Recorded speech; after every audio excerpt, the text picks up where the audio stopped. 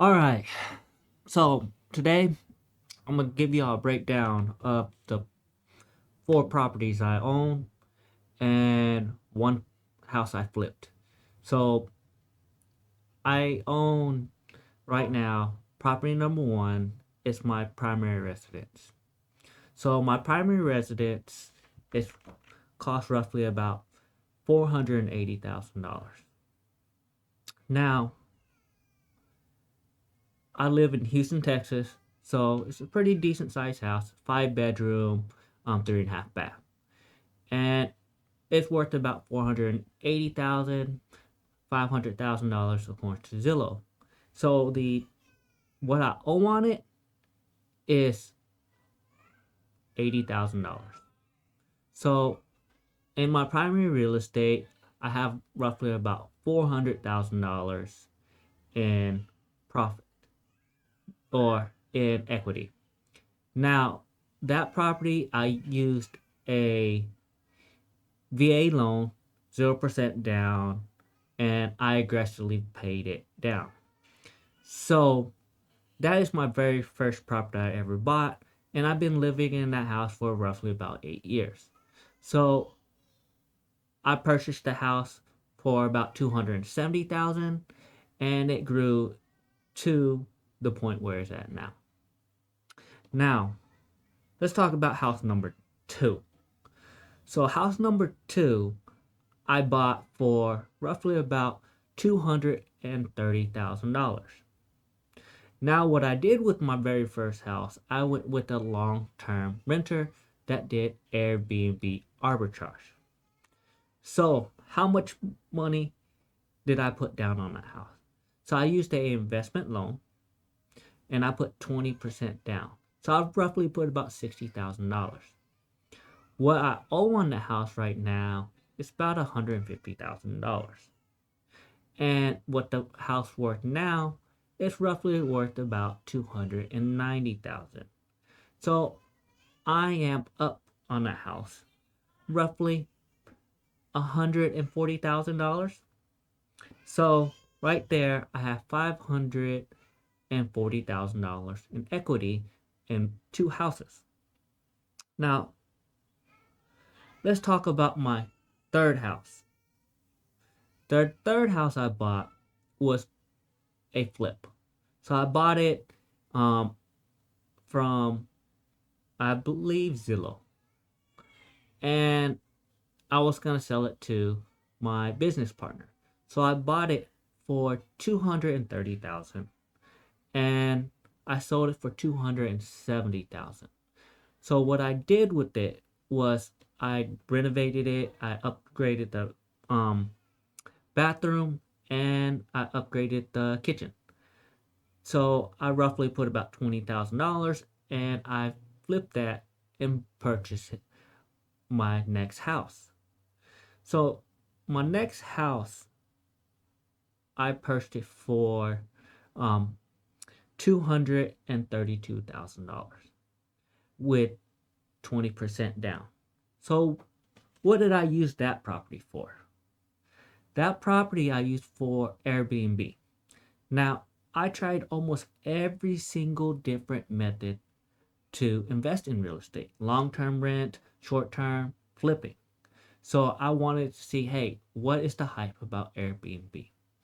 So, how much money did I make off that Airbnb? I actually did not make any money. I actually broke even that year. So, I didn't make any money off of that. But what's that house worth now? And how much money did I put into it? So, I roughly put about $20,000 to renovate the house. And that house is worth roughly about 275,000. I roughly owe about 150,000 also on that house. So in that house, I have $125,000. So grand total in those three houses, I have, let's see, 400 plus 150 is 550 plus another 150 is about $700,000 in three properties. Now, my fourth or my fifth property that I purchased was gonna be used for commercial. And I found it for a cheap deal, and I roughly purchased it for $600,000. And I sold it. Well, the property is worth $600,000, and the valuation of the property is roughly about $720,000. Now, the issue with this property is that it's in a rough part of town. So you really are not going to get it to sell for 720,000 unless you do something special like what I did. So I sold it as owner finance since I saw it was on the market for over a year. So since I found it was on the market over a year, they originally listed it for 1.2 million. And I saw it go down from 1.2 million, 900,000 all the way down to 600,000. And this is based off the location. So I purchased it and decided to use it as a commercial site since it's in a non-HOA area. And that's what I did with it. I rented it out for roughly about $6,000 a month, and I made about $1,000 a month on it. And then I now owner financed it out to another company, and I make roughly about 1% off of that money. So those are my 5 properties that I dealt with. Now, after going over those properties, what is my best decision and best advice for real estate? So I'm going to break it down to it like that. The best real estate advice I can give you is, what are you going to use it for? If you're going to use it for long-term renter, you have to go and look at how much can the average person afford on a house. Yes, you can go buy $1 million house and try to rent it out, but the average American cannot afford that. So how long is your house going to be vacant for? So I purchased all these houses with in mind to hold it for long-term renters. And 2 of those properties I still gonna keep in my portfolio until they're paid off and use that as a passive income, because I can rent each of those properties out for $2,000 a month. If they're fully paid off, I will roughly get $4,000 a month, and as a passive income to renting out for long-term renters. So I had in mind to do with each of this. The reason why my third property, I removed it from Airbnb, because Airbnb was a full-time job. People do not talk about that. You can make money off of it, but how much work and effort and management skills I had to put into it was outrageous amount of time. It wasn't worth my time to dump 30, 40 hours a week in Airbnb because the high turnover rate. I had people come again every 3 days, stay 3 days, stay a week. And then I had to get cleaners in there to clean it. I had to get them to make sure the house is clean, make sure they didn't smoke. And then that wasn't even the worst case. The worst case was people was throwing parties all the time. People was trashing the property, and I had to go back and have handymen go in there all the time to fix it. I had to go fix the AC system because certain people like it at 60 degrees. I had to maintain the yard. All this stuff, if I had a long-term renter, I wouldn't have to pay for. That's why I got out of Airbnb. Now, Airbnb a month was bringing in about $4,000 a month. And with mortgage and everything, I was roughly making about $1,200 a month to $700 a month in profit. So I was making good money, but with my skill set, I can use my time to make more money elsewhere.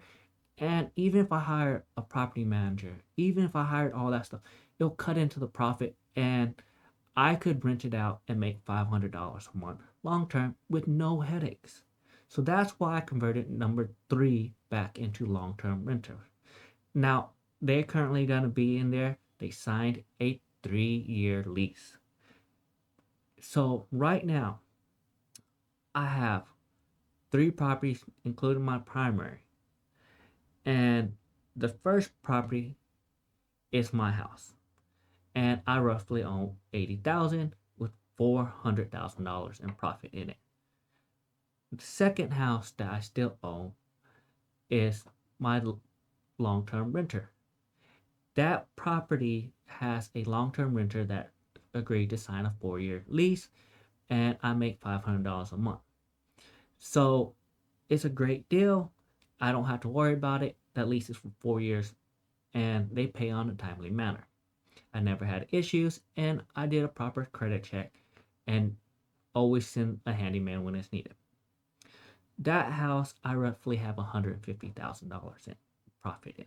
So right now, I have $550,000 in 2 properties, plus my third property, I have roughly about $150,000 in net equity in it. So I have $700,000 in 3 properties of equity. Now my third property, since I bought it for so low, and the property is worth 800,000 right now after the bank approval, I have $300,000 in it. So I roughly owe about $480,000 on that loan. The property is worth about 800,000. So that, if you do look at the math, that's $1 million portfolio in real estate. So that's the breakdown of my real estate, and that property is leased to own. I still own the property. They pay me, and they have a 10-year lease on it. And if by the end of it, I'm roughly gonna make about $200,000 on that property, but it's gonna take 10 years. Is it worth it? Let me know. Comment down below. So comment down below, and that's my $1 million portfolio of real estate.